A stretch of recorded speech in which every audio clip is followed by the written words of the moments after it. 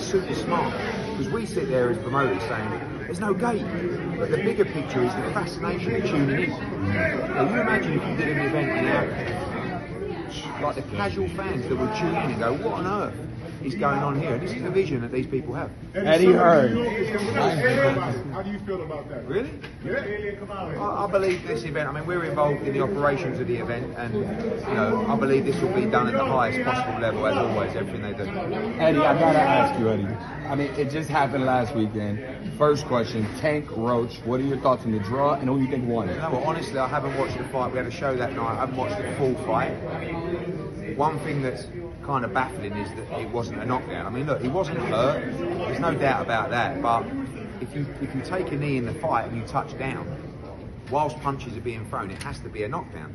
I've heard some people saying, oh, that, you know, he should be disqualified. He went back to the corner. I don't buy that, to be honest with you. I mean, I think that's a warning. But it's a bit of a bizarre situation. For me, like, there was a lot of people in boxing that were saying that this is a really tough fight. Like, Lamont Roach is a serious fighter. I said it might not be the biggest profile fight, but it's actually quite a tough fight. And Shakur said to me, like, even the day before, I'm telling you, he's going to have big trouble tomorrow night. And I just feel like hopefully this could be the little something that gives Gervonta a little wake-up call to take him back to the mindset of maybe where he was. Do you think UFC overturns it?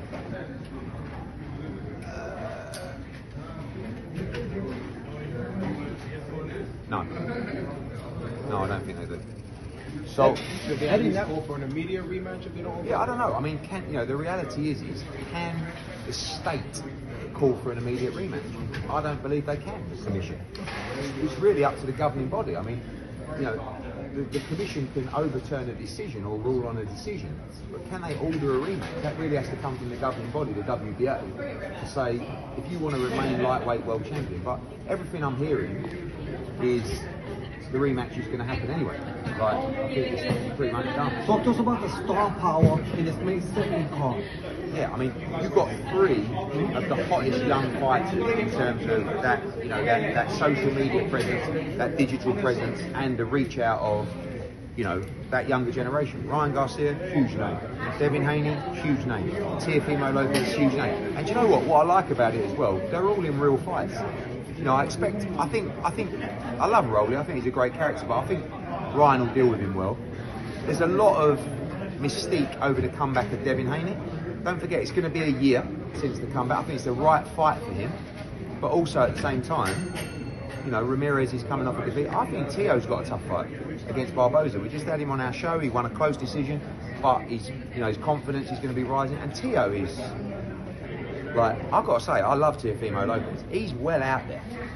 I don't know what I'm just watching him walking around. I think, I want to be on your planet. You know what I'm saying? I want to be on Teofimo's planet. Well, that's actually a tough fight. Eddie, now that we've seen Gervonta, you know, challenged in the ring with a great boxer, how do you feel that the Shakur fight will go? Listen, no disrespect, but it's only now. I mean, you guys know how good Shakur is, but it's only now after Saturday people are going, oh yeah, I think Shakur can beat Tank. We've known it for ages. Like, I have so much confidence of Shakur Stevenson beating Gervonta Davis. But they're two of the best lightweights in the world. They're two of the best fighters in America. It's a natural fight to make. The only thing I'll say is I think the Lamont Roach fight gave PBC another option. I mean, I don't know about you guys. I'm hearing he'd agreed to fight Jake Paul, which is just the most bizarre thing I've ever heard in my life. But that's boxing. But actually, the draw gives him another opponent in a bigger fight, because it's a much bigger fight now, right? So they've come out of it okay, because now they've got another option for later in the year to go back to the same arena or Atlanta or wherever they're going to go and make a much bigger fight, the rematch against Lamont Roach. Absolutely. And Eddie, do you think we ever see a Shakur versus Keyshawn Davis? No, they're like best mates. I mean, he's told me he would never fight Keyshawn. No chances. I mean, that's one for the guys, but the way I see it, no way. I mean, Turkey got the bag though. You think if Turkey throws him a good bag? No, they're very loyal to each other. They're very close, and I doubt it. You know, I think for me the best fight in the division, what I'd like to see is Shakur Stevenson against Gervonta Davis and Keyshawn Davis against Andy Cruz, and a winners fight the winners. Eddie, we got to ask you about. How do you guys make money off an event, something like this? Like if you're just I think for that, look, everybody's different, aren't they? When you're running a promotional business, like you rely on the numbers, you rely on the business, you rely on the balance sheet. When you're doing this, there is a bigger meaning. When you're doing Riyadh season, there's the value of Riyadh season around the world. When you're doing this is the Ring magazine. So like this is a push for the Ring magazine. That's what it is, and I think obviously it's different to us running the event from a balance sheet perspective, but also the way that this event's being run. I think it's going to do very well. I think you've got big pay-per-view draws on the card. I think the numbers are going to be good, but obviously that's less of a necessity in certain situations than it might be in other promoter situations. I'm sure you've spoken to Devin Haney. People believe that this is a tough fight for him coming back. Where do you think he is at speaking to him mentally? I don't talk that much to Devin. I mean, I'm really fond of him, and I think he's a great competitor. I think that it's going to be an interesting comeback. I think it's a good opponent. I think Ramirez is a solid test, not a puncher, not dangerous, but very competent. And I think the style will really suit Devin. So I think it's a great fight for him to come back to. And as we understand it, the fight has been made between Devin Haney and Ryan Garcia for after, which is incredible. And also that's what I'm seeing with His Excellency, is like, this is not just about sitting down with a fighter and saying, right, you're fighting then. It's him, then him, then him. So like, there's no secret that he wants Teofimo to fight Boots, right, in October. Should Boots beat Stanionis on April the 12th in Atlantic City. So everyone's got a plan. Ryan Garcia and Devin Haney fight May the 2nd, then they fight each other. Canelo fights May 3rd, then he fights Crawford. Do you know what I mean? So I think fighters like that. They like the plan. Eddie, I got to ask you. 3 and 42nd is because Canelo does fight the next day, and it'll be harsh for us. I'm sure there'll be something going on with the broadcaster, but this is more for the Ring magazine. This is an advert for the magazine, the product of the Ring moving forward. Eddie, I got to ask you about Eggate with Chris Eubanks and Conor Ben. Yeah. What did you think about that? I was like, first of all, I thought it was a glass, because at the time you don't think it's an egg. Right. Do you know what I mean? So I'm there, I just hear this crash over his head, all this stuff goes everywhere, and it's like, what the hell's going on? So I was pretty mad at the time, I've got to be honest with you, but then afterwards, you see it's on the front page, the back page, every page, and we sold 60,000 tickets in the first day. So the event is huge, another Ring magazine Fatal Fury event, and just going to be epic. It's a real bad blood fight, and bad blood sells. But yeah, I don't believe, you see it again today with KSI and Dylan Dennis. We do a lot of work in the community with grassroots. Like we're really trying to make kids understand what boxing is all about. And you don't raise your hand to an opponent, you don't strike an opponent at a press conference. We all want beef, right? You guys love it, it's great, but actually, for me there's a line, he crossed it, he don't care, he certainly don't care what I say, but it'll all be decided April 26th. Just the fact that he came there with a pocket full of eggs.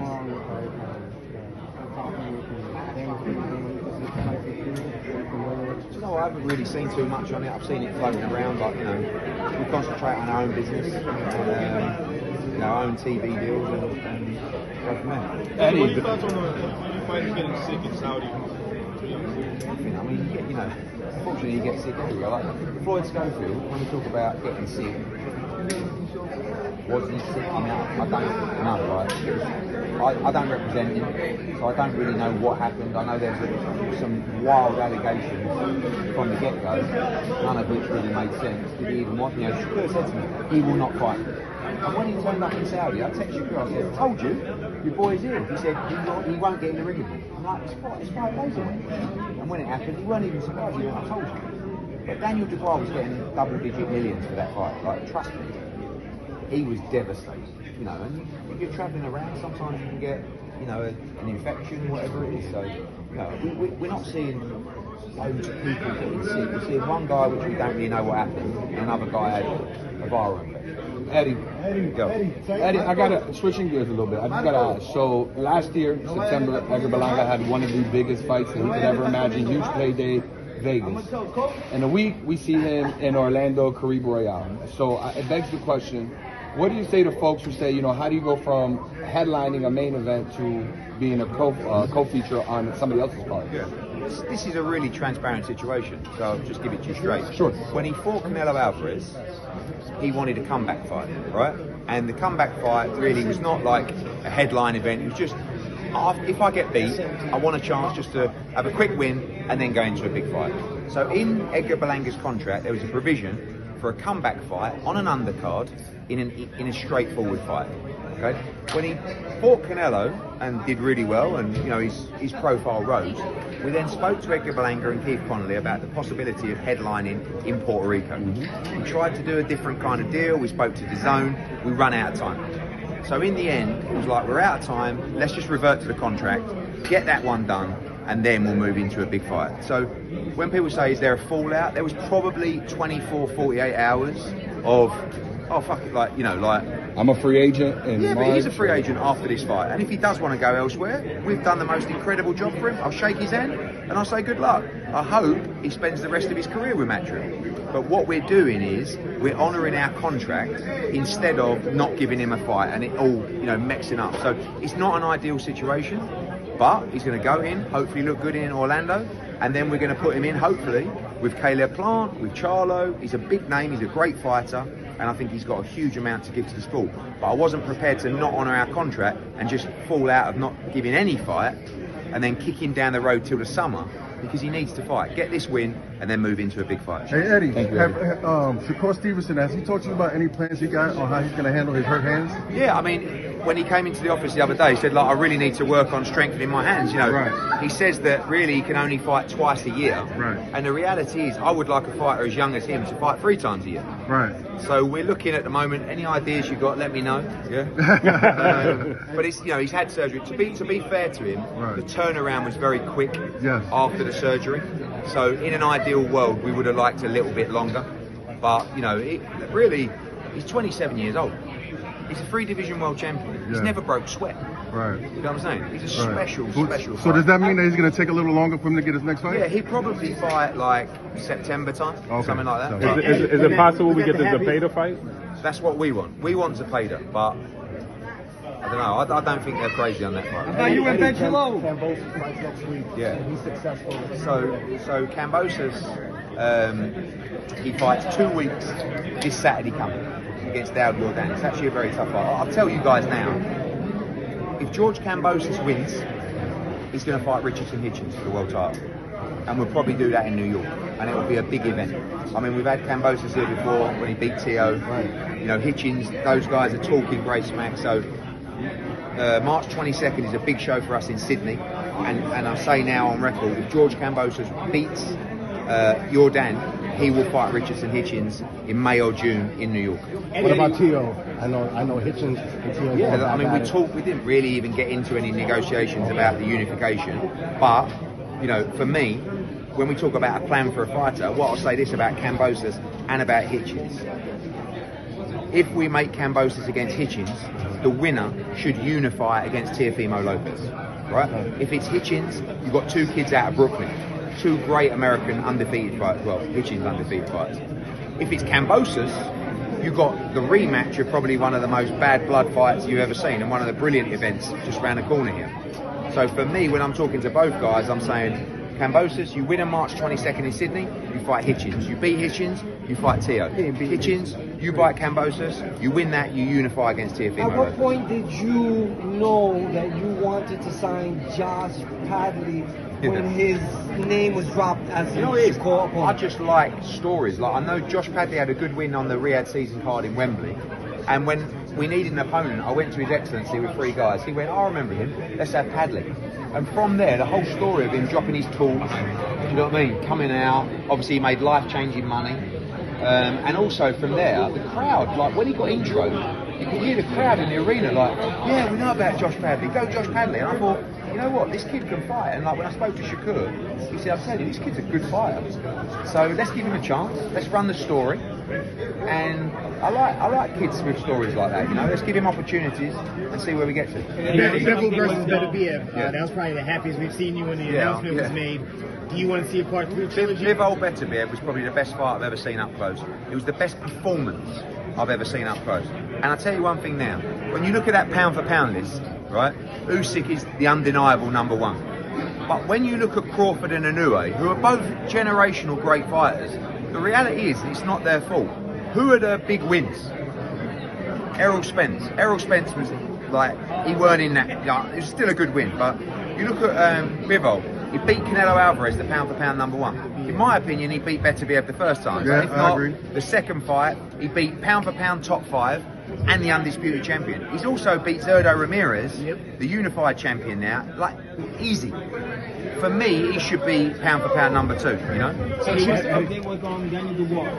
Daniel Dubois, not our fighter, but I'm saying to Anthony Joshua, I think he should fight Daniel Dubois for the world title. What do you think about the status of American boxing? Because I know that there's been rumors of like TKO trying to come in. Listen, I think if TKO come in, it'd be amazing for boxing. I think that is really a reflection of where boxing is right now.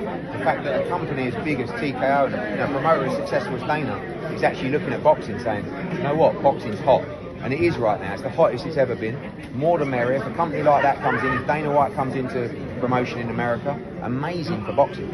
Bring it on. Eddie, what's next for Jack Catterall? Jack Catterall wants another big fight. You know, whoever's there at 140 is willing to jump back in. He's only one fight away from fighting for a world title, but you know, I thought that was a fight that could have gone either way.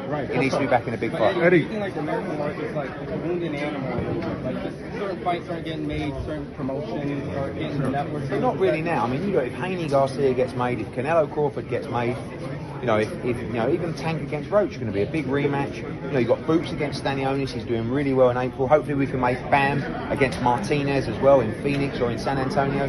But I don't know. I think boxing's in a good place.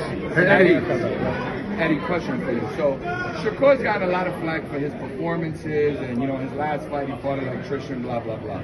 But when you look at Tank's fight and you look at Shakur's fight and their performances, oh, you didn't watch Shakur's fight yet. Yeah, but I saw enough. Look, Lamont Roach. Compare the performances. Yeah, but Lamont Roach is a better fighter than Josh Padley, right? Josh Padley's a good fighter, but it's also tricky when you have a replacement opponent on 3 days. You're being messed around. It was still a great performance, but styles make fights, and you rise to challenges.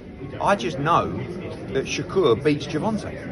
Like, and I rate Gervonta. I think he's amazing. I think he's great for boxing, but styles make fights, and Shakur is just too good. Like, he wouldn't lose rounds against Gervonta. Like, and I just, you know, I'm desperate for that fight because I believe we win. Have you talked to Shakur since last weekend? No, he messaged me the day before, and he went, no, he did after he messaged me. He said, I told you. He said he's going to have trouble. What do you think about the Devin Haney lawsuit? I think Devin's a great fighter, but it's going to be interesting how he comes back. He's been out for a year. It's going to be a few demons, and you know, but he's a true professional, great fighter, and I believe he'll beat Ramirez. And then the big test will come against Ryan Garcia in October. When can we expect your family business Matchroom on Netflix? August of this year, the big show debuts, Matchroom behind the scenes. You guys are going to love it. I'm looking forward to it.